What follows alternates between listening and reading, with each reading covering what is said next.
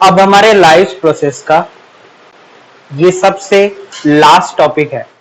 हमने ट्रांसपोर्टेशन यहां पर देखा था कि ट्रांसपोर्टेशन एनिमल्स के केसेस में कैसे होगा, और उसमें हमने सर्कुलेटरी सिस्टम को पढ़ा था।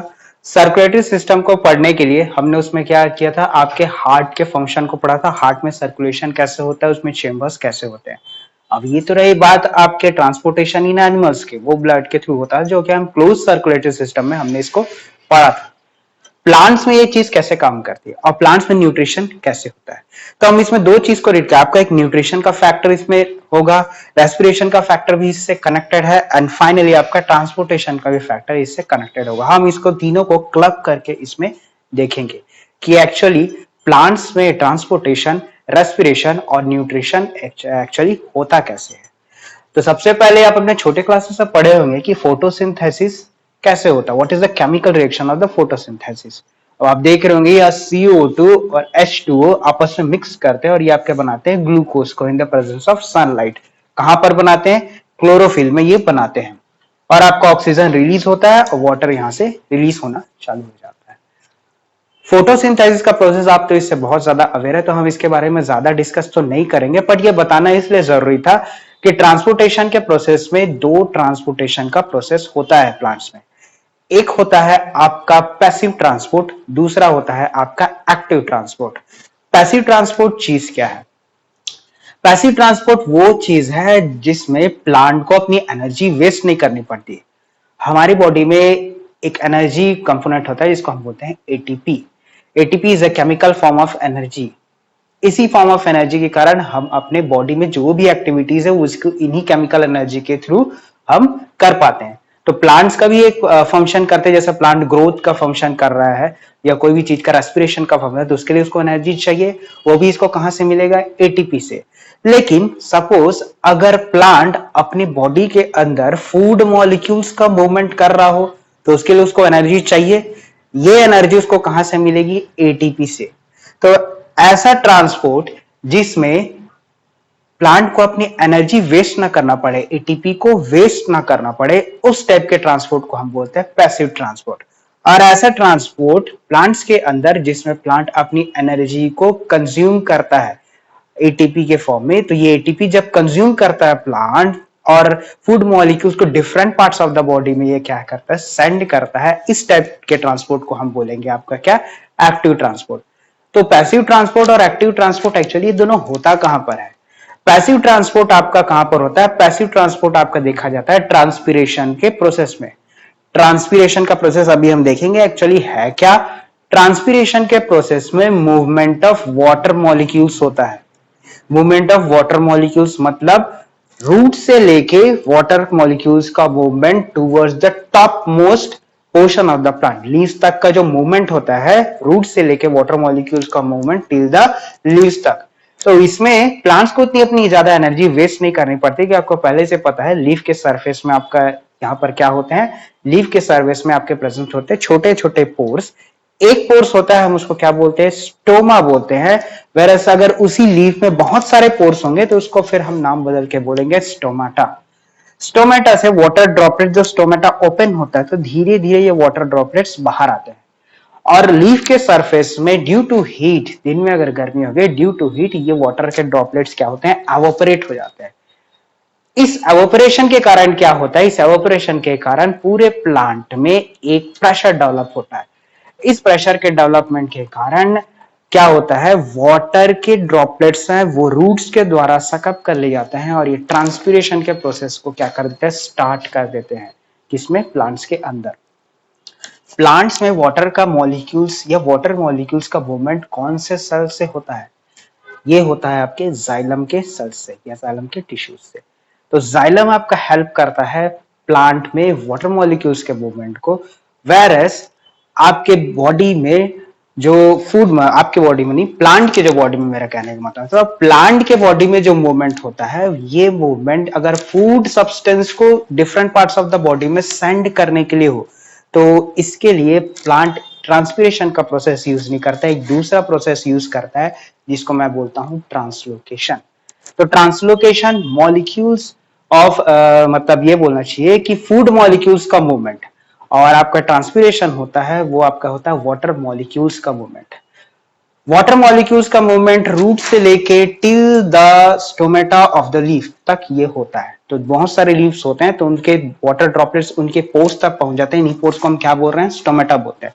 वेयर एज आपका फूड मॉलिक्यूल्स का जो मूवमेंट होता है, इसका प्रोसेस को बोल रहे हैं, इसका मूवमेंट को हम क्या बोल रहे हैं, ट्रांसलोकेशन।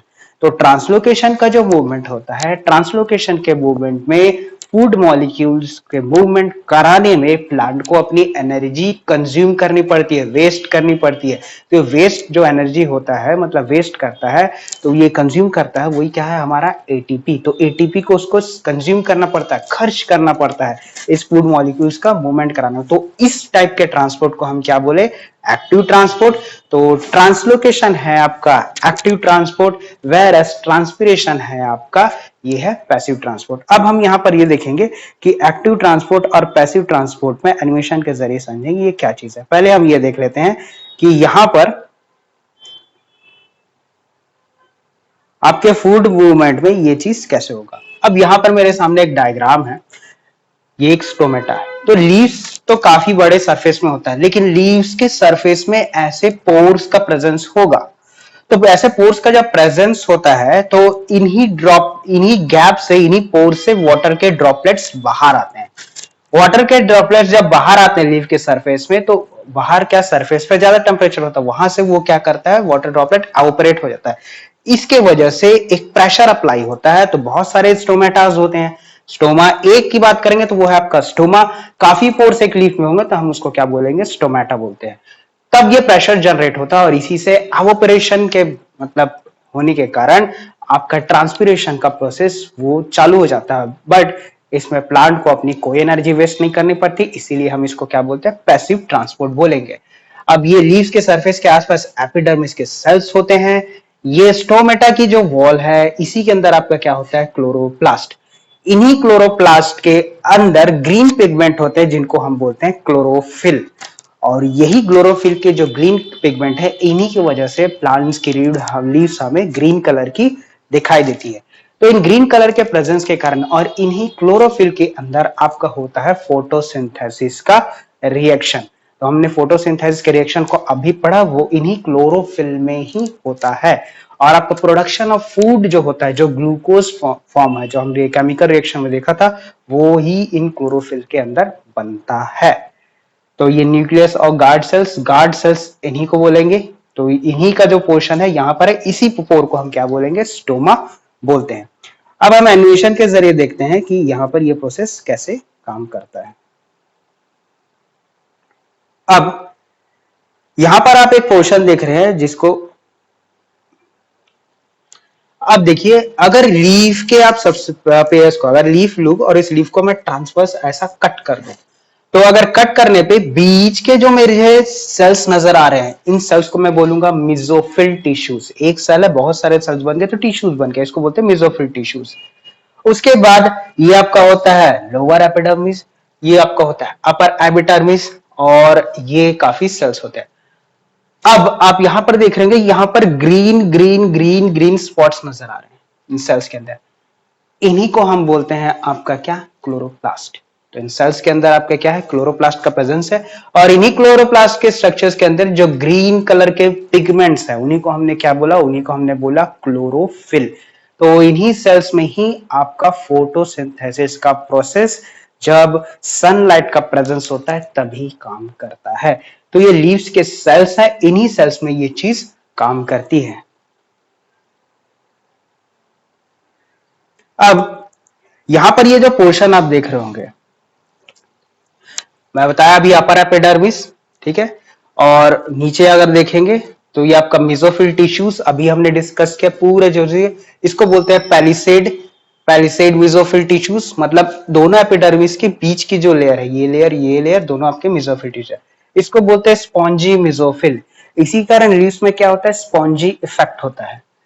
अब इसके बाद जब आगे बढ़ते हैं और इसको देखते हैं कि वापस एक्सटेंशन पे, अब यहां पर जो मैं पोर्स की बात किया था, इसी को हम क्या बोलते हैं, स्टोमा। इसके पहले हमने जो डायग्राम में डिस्कशन किया था वही है। और इनके आसपास के जो सेल्स है, इन्हीं दो सेल्स के बीच में जो गैप है, दो गार्ड सेल्स के बीच में जो गैप है, उसी को मैं क्या बोल रहा हूँ, आपका स्टोमा बोल रहा हूँ।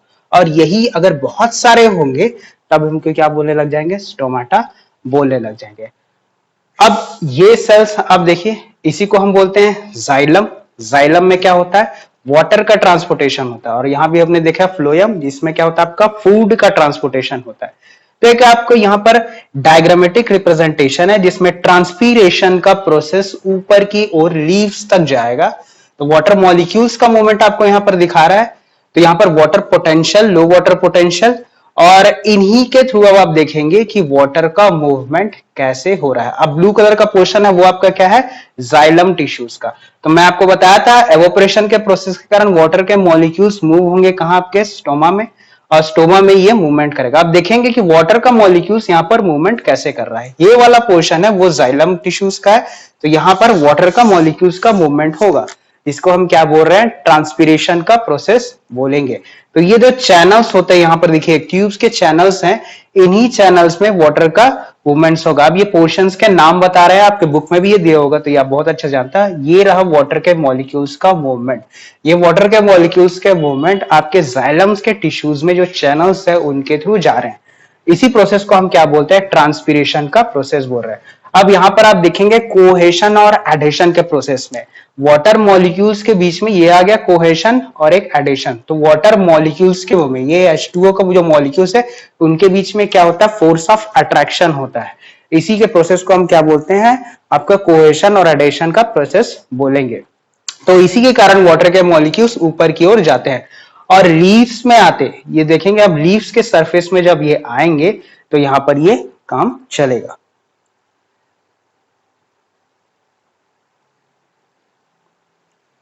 अब देखते हैं फ्लोएम टिश्यूज पे ये फंक्शन कैसे होता है। ये तो रहा आपका वाटर के लिए।